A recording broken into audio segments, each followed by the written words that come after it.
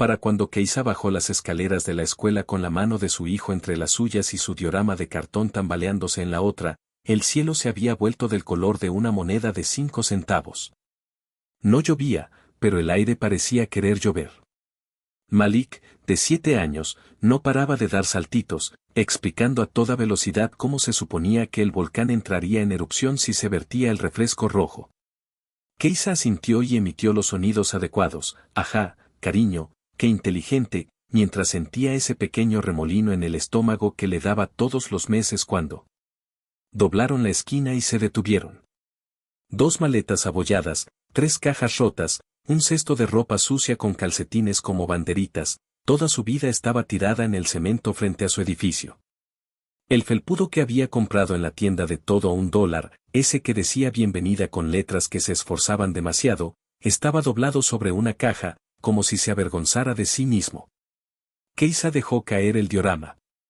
El volcán de cartón se inclinó y se deslizó, y el paquete rojo de refresco se deslizó por la cuneta. Su llave no funcionaba. La cerradura era nueva, de metal brillante con una cara más cruel. Llamó y el sonido le respondió vacío. La puerta se abrió desde dentro y el señor Harlan la llenó. Era pálido como papel viejo y grande como un refrigerador, con el cuero cabelludo brillando donde antes había pelo. Su boca ya tenía la forma de la palabra no. Te lo dije, dijo, en voz tan alta que se oyó en el pasillo. 3 avisos. Si no pagas, no te quedas. Miró a Malik como si fuera una molestia en el suelo. Te dejé un parcial, empezó Keisa, con las palmas hacia arriba, como si las manos pudieran explicar una cuenta bancaria.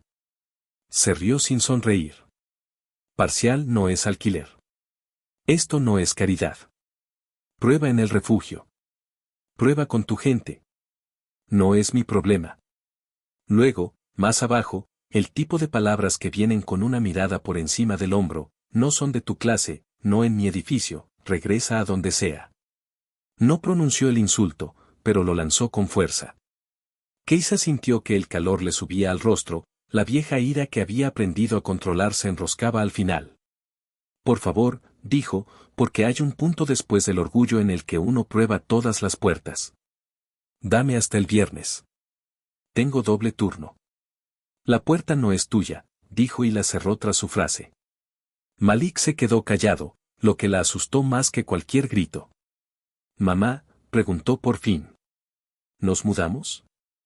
Keisa miró las cajas, la acera y el cielo que aún no había decidido qué día sería, y dijo la verdad más sincera que pudo encontrar. Un ratito, cariño, dijo. Pero te tengo.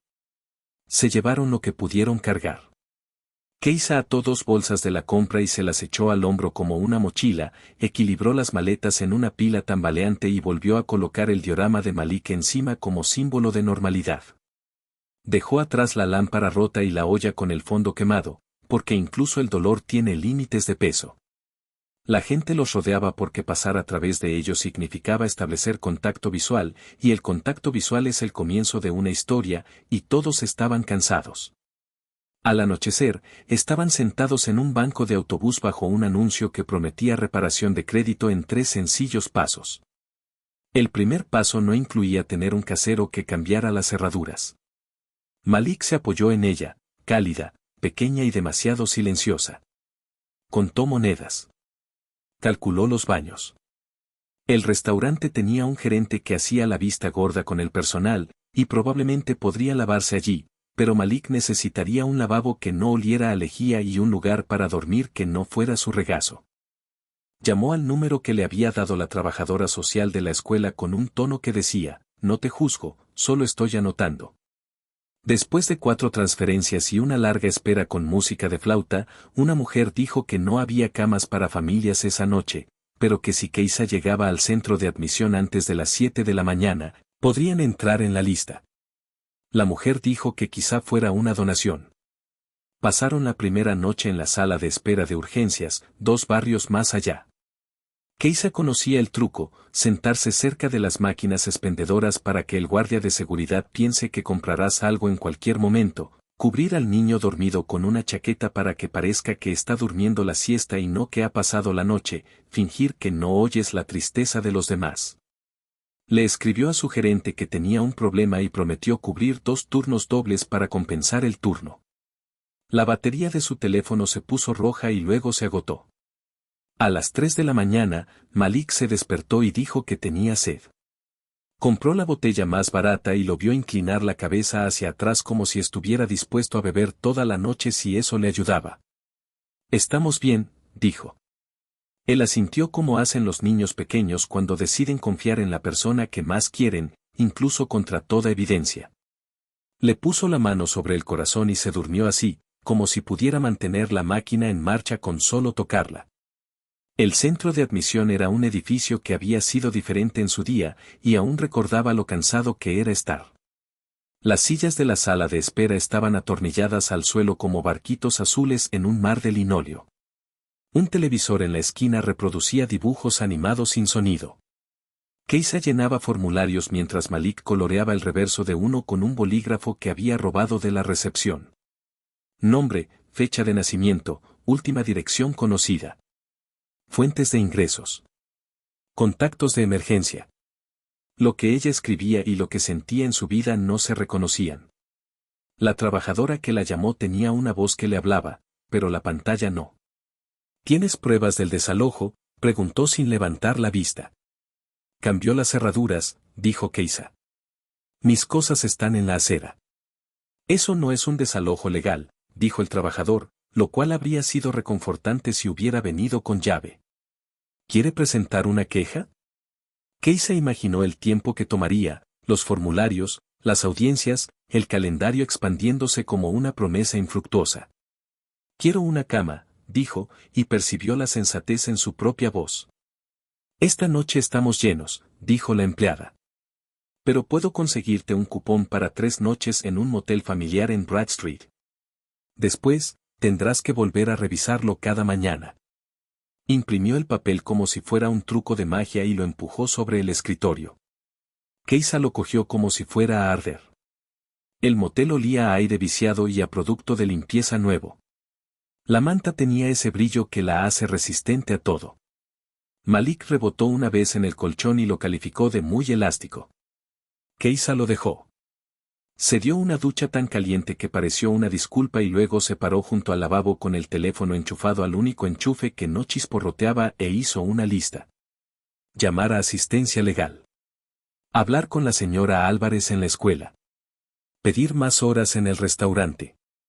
A ver si al dentista también le vendría bien un turno de noche. Ella cosería. Al día siguiente, en la escuela, la señora Álvarez la recibió en la recepción con un abrazo de esos que tienen reglas, corto, de lado, profesional. Me alegra que hayas venido, dijo. Malik ha estado un poco callado. Keisa dijo que estaba bien, porque las madres aprenden esa palabra pronto y la usan a menudo. La señora Álvarez comentó que había un programa que podía incluir a Malik en el programa de cuidado posterior gratuito para que Keisa pudiera trabajar en el turno de la cena sin tener que pagarle a un adolescente para que lo cuidara. Keisa asintió con tanta fuerza que le dolía el cuello. Asistencia legal repitió lo mismo que el empleado de admisión, pero con más citaciones. Los cierres patronales son ilegales, explicó el abogado, un hombre de corbata suave y ojos cansados, sentado a una mesa de conferencias de plástico. Podemos solicitar una orden de emergencia para que vuelvas a tu apartamento. Se necesita un juez. Tarda 1 o 3 días. Pero lo haremos. Keisa no entendía bien por qué algo podía ser ilegal y aún así te lo hacían hasta que conocías el acrónimo correcto. El abogado le pidió que escribiera lo sucedido. Lo hizo. Él. El restaurante le ofreció 2 habitaciones dobles y una para pasar la noche. Dormir se convirtió en algo que cargó a una tarjeta que no estaba segura de si aceptarían. El cuidado posterior de Malik ayudó, pero las noches largas no. La señora Álvarez consiguió que un voluntario lo acompañara en la biblioteca de la escuela hasta las 9 los días que Keisa trabajaba de noche. Una mujer jubilada con una voz que parecía una nana le leyó un libro sobre un niño científico que convertía refrescos en cohetes. Malik coloreó un cohete de rojo y dijo que quería llamarlo apartamento. En su segundo doble, Keisa derramó café sobre un hombre de traje marrón que no perdonaba a los humanos por ser humanos. Ustedes, dijo, y dejó un panfleto en lugar de una propina, una lista de maneras de mejorar la perspectiva. Lo dobló en un cuadrado perfecto y lo tiró a la basura sin mirar el reverso. En el baño, se frotó los ojos con agua fría hasta que el escozor se calmó. Contó el dinero en el bolsillo de su delantal 3 veces antes de creerlo. No era suficiente y lo era todo. Compró. En Broad Street, una familia en la habitación contigua discutía en un idioma que Keisa desconocía. Al otro lado, alguien desafinaba a las 2 de la mañana y luego lloraba. Keisa aprendió a dormir a ratos. Se acostó con el antebrazo sobre los ojos y pensó en cómo el señor Harlan le había dicho que regresara a donde fuera, en cómo donde fuera nunca había sido un lugar que atendiera sus llamadas. Pensó en la voz de su madre, a un estado de distancia, cálida pero tenue por sus propias preocupaciones, en el padre de Malik, un nombre que le sonaba a algo que ella rechazaba. Asistencia legal consiguió una audiencia de emergencia. El juez, que parecía haber olvidado cómo sentarse en sillas que no eran suyas, leyó los papeles y frunció el ceño al ver la parte donde habían cambiado la cerradura. Firmó una orden que obligaba al señor Harlan a dejar entrar a Keisa hasta que se resolviera el asunto en un proceso de desalojo. El papel parecía más pesado de lo que era. El abogado dijo, es solo temporal, pero algo es algo, como un hombre que ofrece lluvia a quien necesita un río. Regresaron juntos al edificio. El abogado vino porque a veces el papel necesita un testigo. El señor Harlan abrió la puerta porque el papel le daba un miedo que las voces no le daban. Leyó rápido, gruñó, volvió a leer más despacio y luego se hizo a un lado con cara de que alguien le hubiera hecho comer un limón. Tienes 3 días para arreglar las cosas, dijo. Entonces lo haremos bien. Dentro, el apartamento olía a desaparecido. El polvo había escrito sus iniciales en el televisor.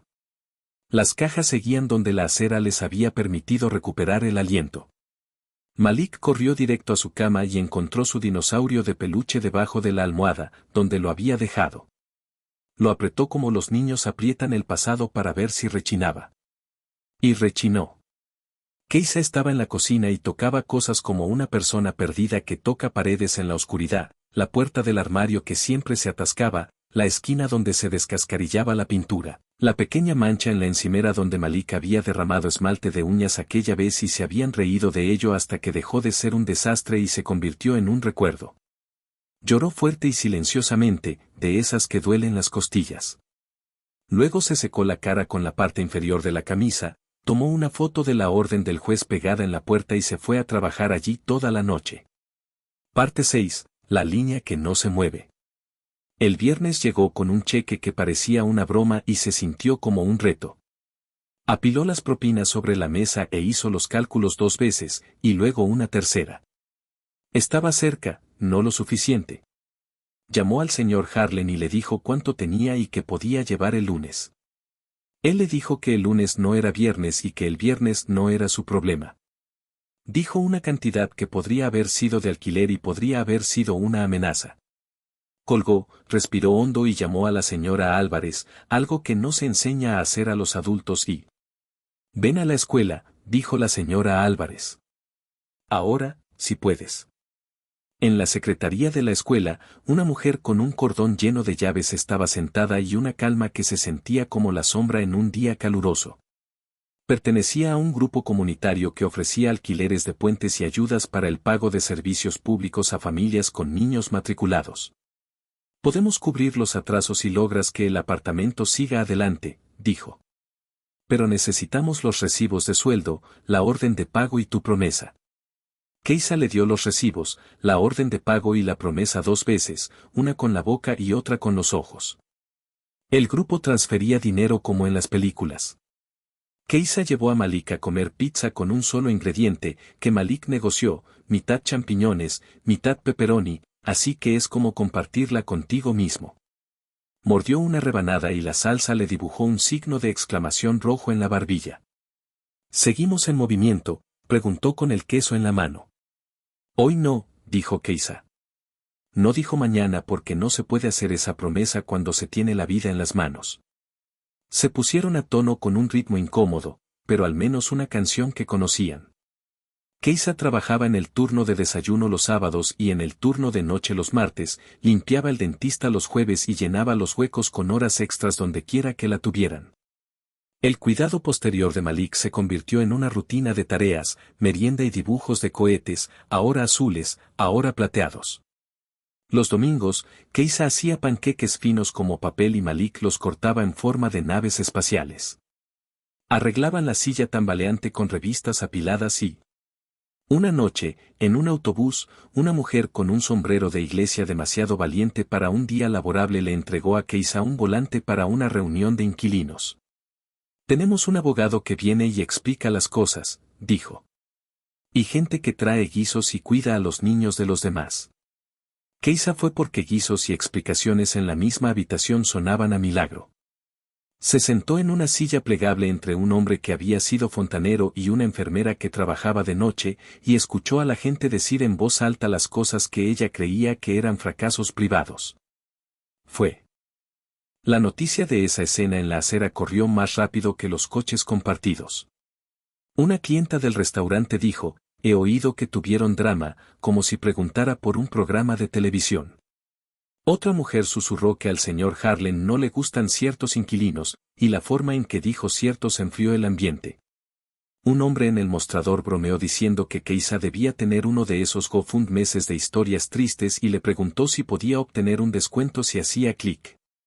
Keisa sonrió con la sonrisa que ponen los trabajadores de servicios cuando deciden no. Pero el lavaplatos le dio una comida extra y dijo, para tu hijo. La señora Álvarez apareció en el restaurante en su día libre y dejó una bolsa con calcetines nuevos y un libro sobre un niño que construyó un robot con chatarra. El voluntario jubilado de la biblioteca le enseñó a Malika a hacer aviones de papel que volaban más rectos que la suerte. El grupo comunitario llamó para avisar que había una lista de espera para un apartamento mejor con alquiler basado en los ingresos, y Keisa dijo que podía esperar porque había revisado su definición de paciencia este año. Aún así, llegó el caso de desalojo, porque la máquina sigue funcionando incluso cuando se queda sin camino. Asistencia legal se paró junto a Keisa y dijo un montón de palabras que incluían ella pagó, la echó de la casa sin motivo y así no se hacen las cosas en una ciudad con leyes. El señor Harlan llegó con una camisa con botones que parecían querer escapar y dijo tengo un negocio que atender de 3 maneras diferentes. La jueza, que esta vez parecía la tía de alguien con dolor de cabeza, escuchó un buen rato y... Fuera de la sala, el señor Harlan no dijo nada. Miraba fijamente a un punto por encima del hombro de Keisa como si el pasado estuviera ahí. Keisa no le devolvió la mirada. Tenía que hacer un cambio. La llamada sobre el nuevo apartamento llegó un martes que al principio no parecía nada del otro mundo. 2 habitaciones, dijo la mujer. Tercer piso sin ascensor, lavandería en el sótano, calefacción incluida, alquiler limitado al 30% de los ingresos. No es lujoso. Es estable. Keisa se sentó en la sala de descanso, entre una caja de cubiertos de plástico y una pila de servilletas, y lloró esas lágrimas que saben más a alivio que a pena. Se mudaron un sábado con la ayuda de la Asociación de Inquilinos, es decir, con una camioneta prestada, 3 adolescentes fuertes y 2 cazuelas que podrían alimentar a un ejército. Malik eligió el rincón de su nueva sala para sus cohetes. Keisa guardó la vieja orden del juez en el fondo de un cajón porque ya no la necesitaba en el refrigerador. La primera noche, el radiador chasqueó como un metrónomo educado y la ventana mostró un trozo de cielo que parecía una posibilidad. El domingo, Malik preguntó si podían hacer un pastel. ¿Para qué?, preguntó Keisa. Para nosotros, respondió, como si fuera obvio. Hicieron un pastel de vainilla torcido con glaseado de chocolate, y Keisa escribió con letras torcidas con el tubo de glaseado, estamos aquí. Malik añadió una carita sonriente que parecía sorprendida y triunfante a la vez. El lunes, Keisa seguía con 2 trabajos. El mundo no se volvió más fácil porque volviera a tener una llave. El autobús seguía llegando tarde. El hombre del traje marrón seguía existiendo. Pero la señora Álvarez le envió un mensaje para pedirle una foto del nuevo lugar, el voluntario jubilado le dejó una caja de libros usados, y el lavaplatos abrazó a Malik como un tío cuando pasaron por el restaurante a comer pastel en su descanso. Y cuando Keisa cerró la puerta de su casa esa noche, el pestillo se trabó. El ruido fue leve. Lo fue todo.